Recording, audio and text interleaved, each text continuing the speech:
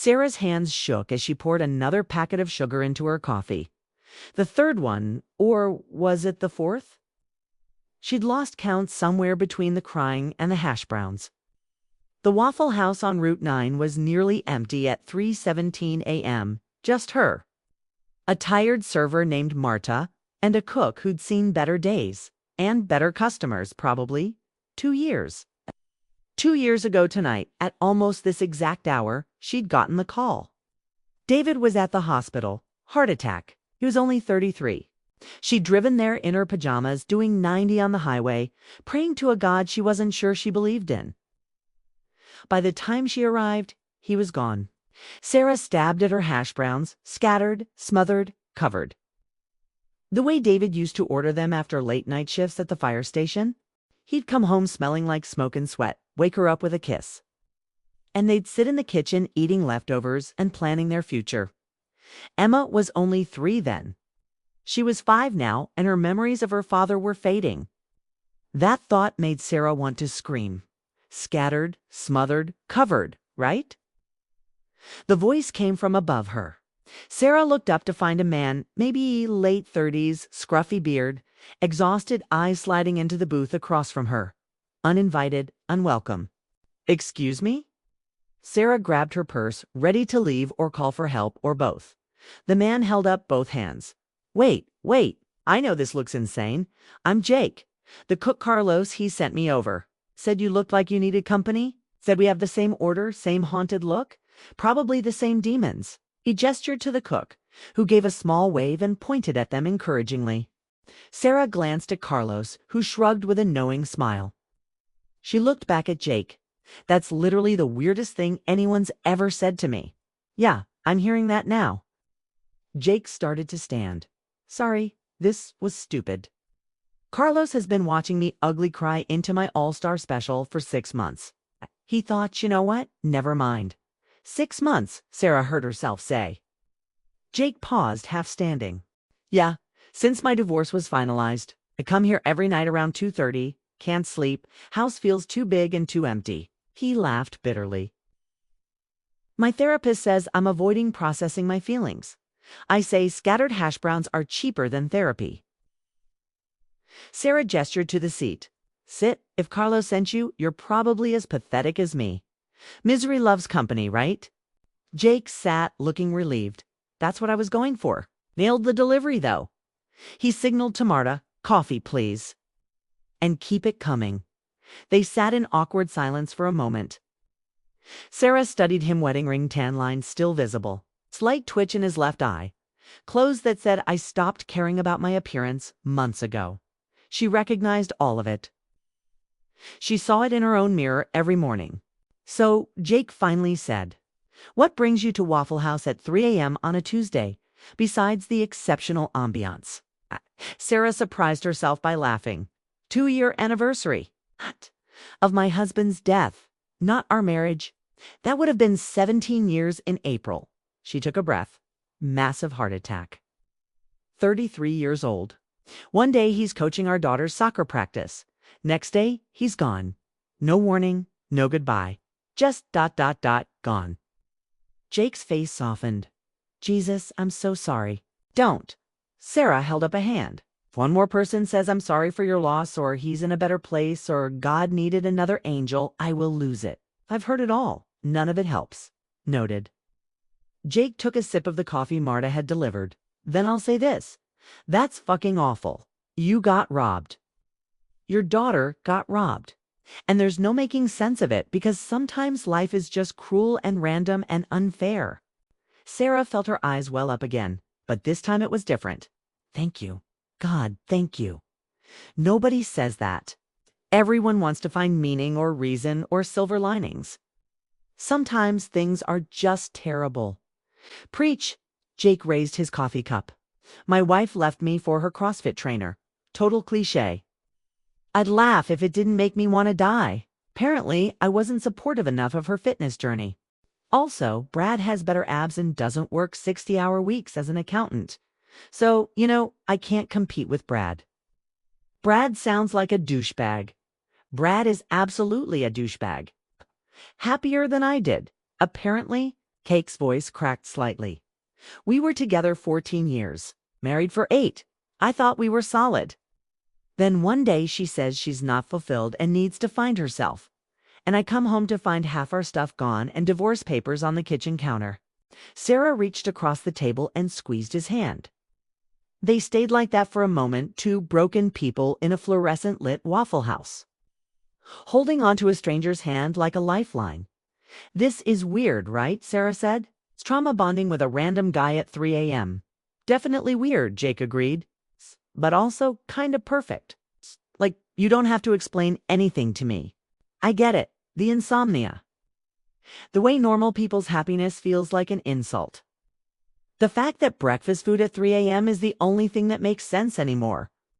They talked until 5:47 a.m. Sarah told him about Emma. About the guilt of feeling relieved when Emma stopped asking when Daddy was coming home. About the panic attacks in grocery stores when she saw David's favorite cereal. About her mother-in-law who kept his ashes on the mantle and treated Sarah like she was somehow responsible. Jake told her about the apartment he'd moved into. About dividing up 14 years of shared belongings. About seeing his ex-wife's engagement photos on Facebook too, Brad, of course. About his sister who kept setting him up on dates. Because you need to get back out there. About the therapist who suggested medication and the friends who suggested the gym. The gym, Jake said with a bitter laugh. Right, because what I need is to be surrounded by CrossFit people. That'll really help. As the sun started to rise, Sarah realized she felt lighter. Not happy, she wasn't sure she'd feel happy again, but lighter. Like she'd put down something heavy she'd been carrying. Same time next week, Jake asked as they paid their bills. Tuesday, 3 a.m., existential crisis and hash browns. Sarah surprised herself by saying yes. Week 2, Sarah almost didn't go. Standing in her driveway at 2:45 a.m., keys in hand, she felt ridiculous. Emma was sleeping at her mother's house again. She'd made an excuse about needing space on the anniversary week. But really, meeting a stranger at Waffle House. What was she doing? But she got in the car. And when she walked in at 3:02 a.m., Jake was already there. Same booth, 2 coffees ordered.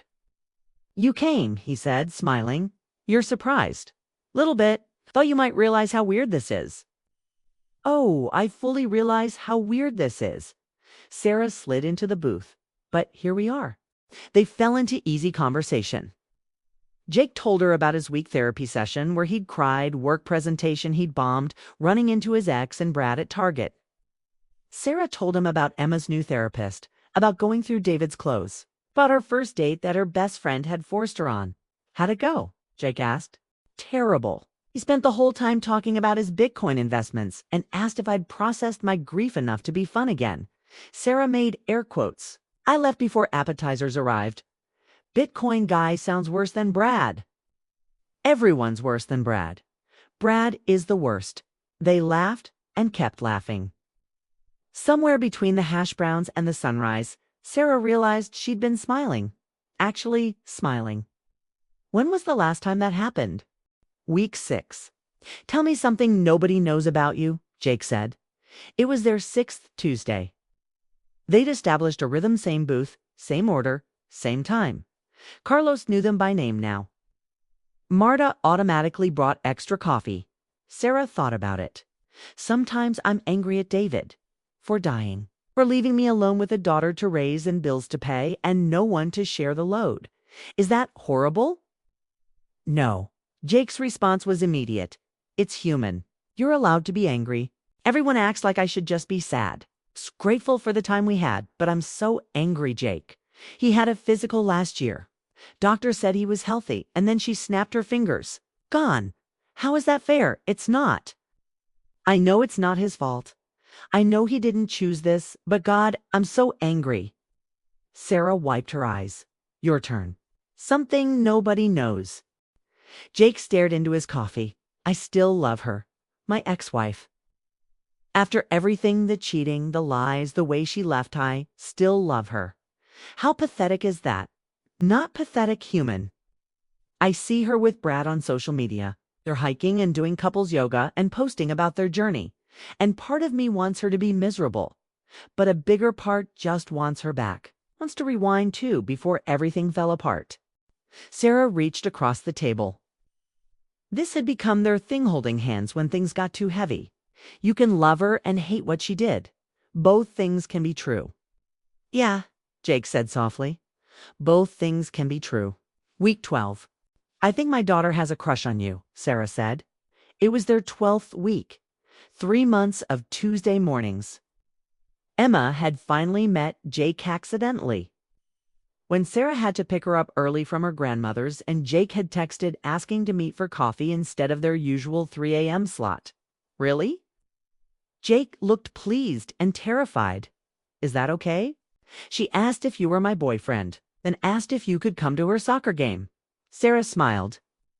I told her you were my friend. She said, sure, Mom. In that way kids do when they know you're lying, but they let you anyway. What did you tell her about us? The truth, that we're friends.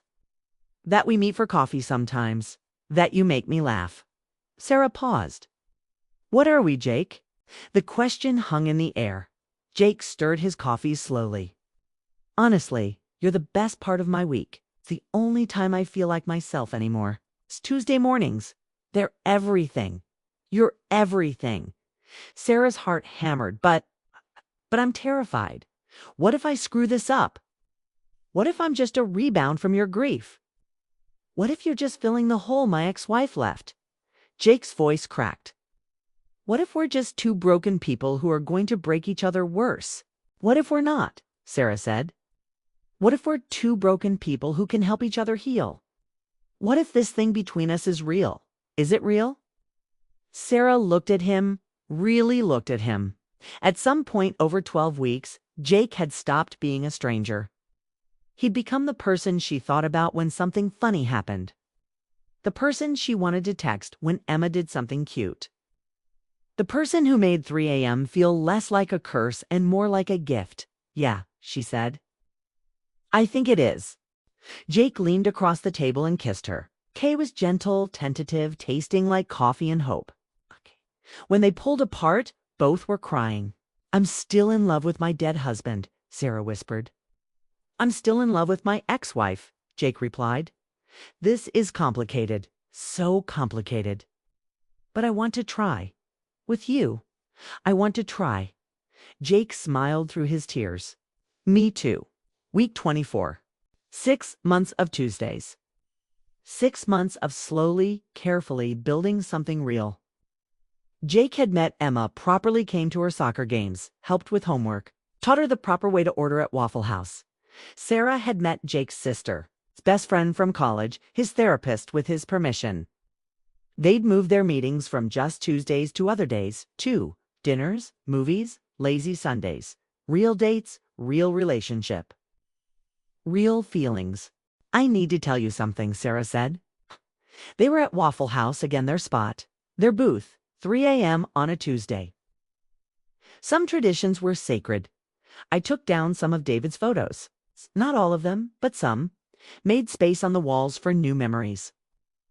Jake squeezed her hand. How do you feel about that? Guilty? Relieved? Sad?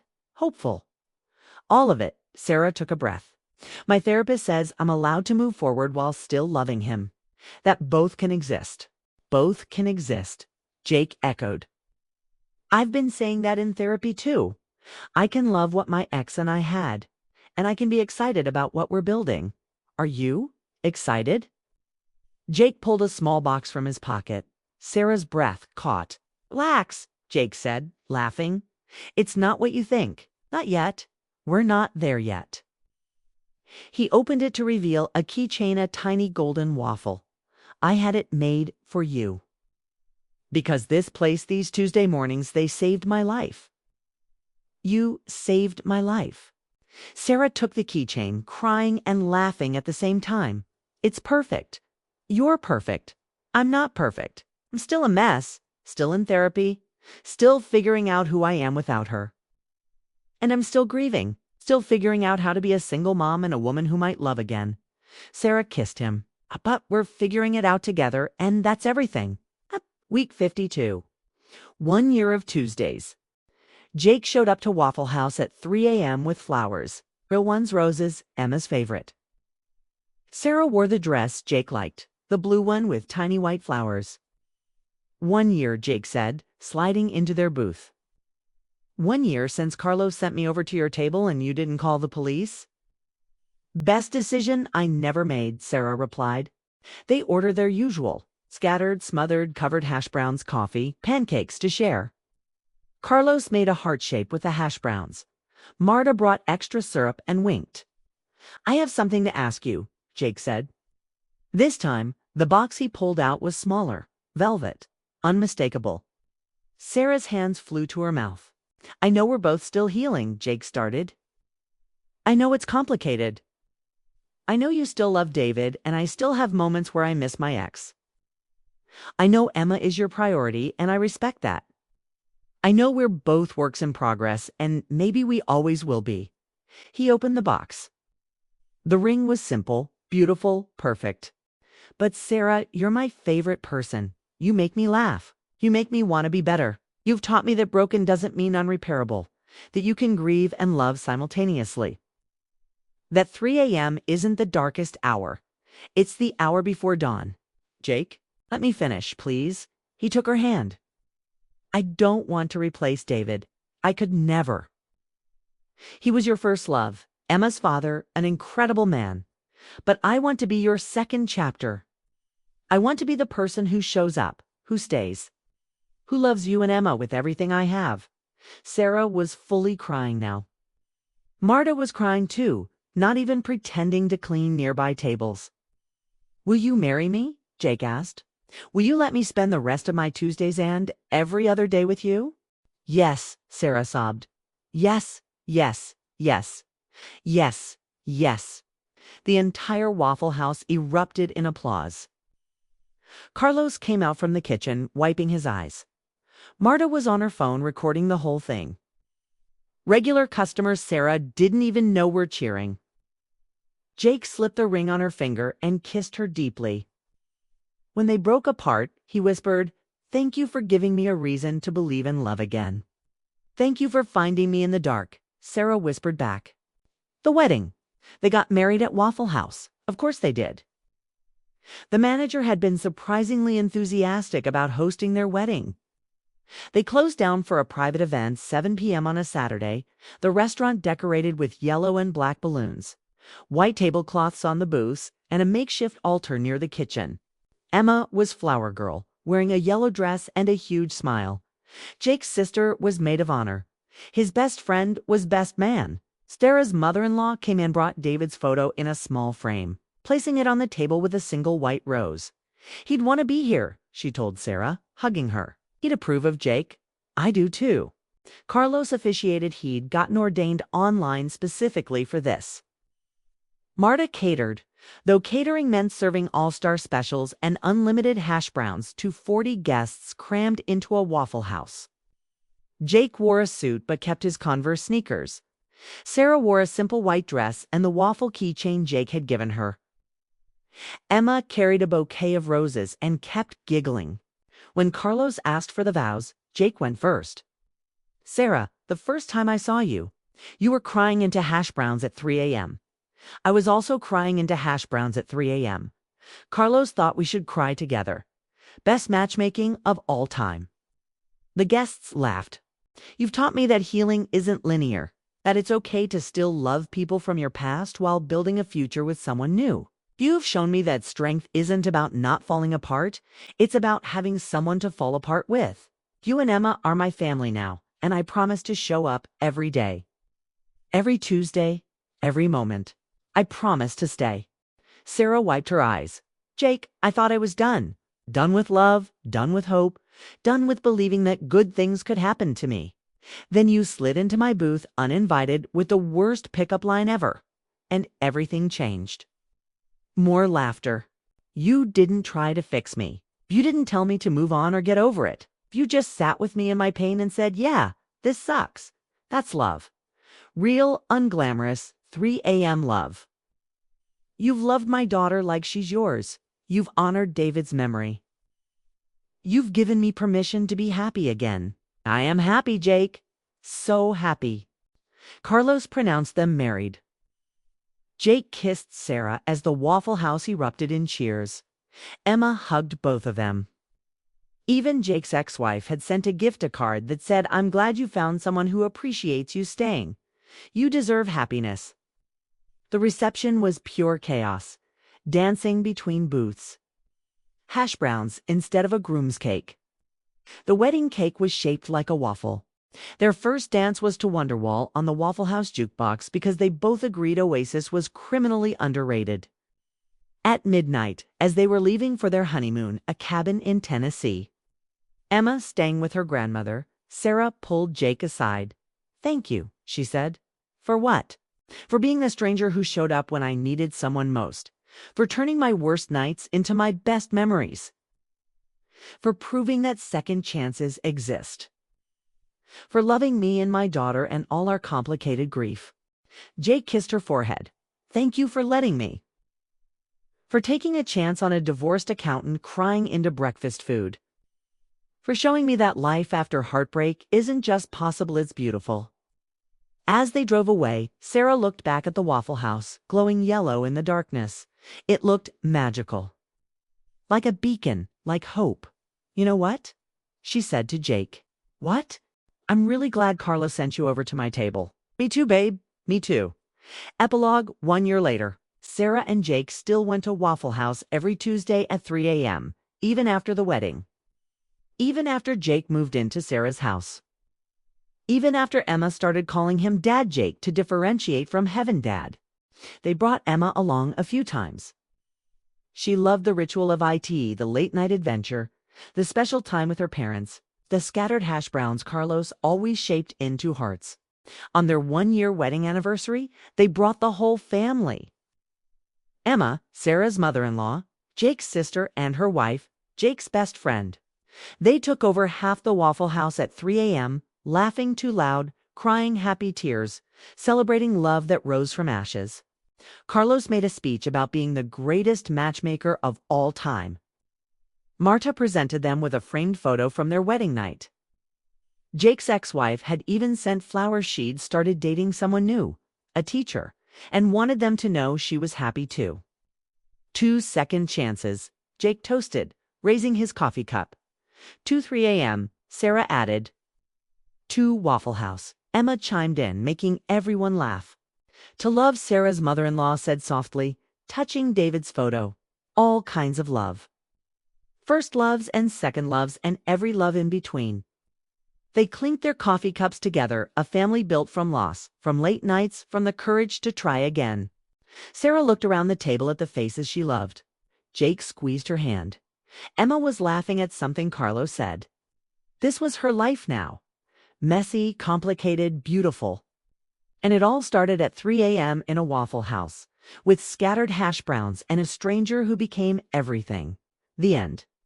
If this story touched your heart, we need you to do something. This is more than just a story. It's proof that second chances exist, healing is possible. Love can find you in the darkest places. 3 a.m. isn't the end, it's just before dawn. Drop a comment below. Have you ever found love in an unexpected place? Are you healing from loss or betrayal? What's your Waffle House story?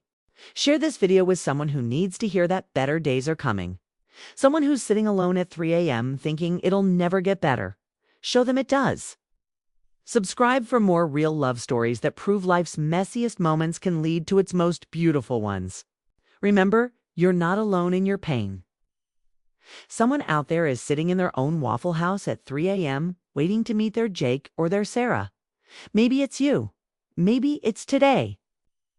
Maybe hope is just one scattered, smothered, covered hash brown away. Drop A in the comments if you believe in second chances.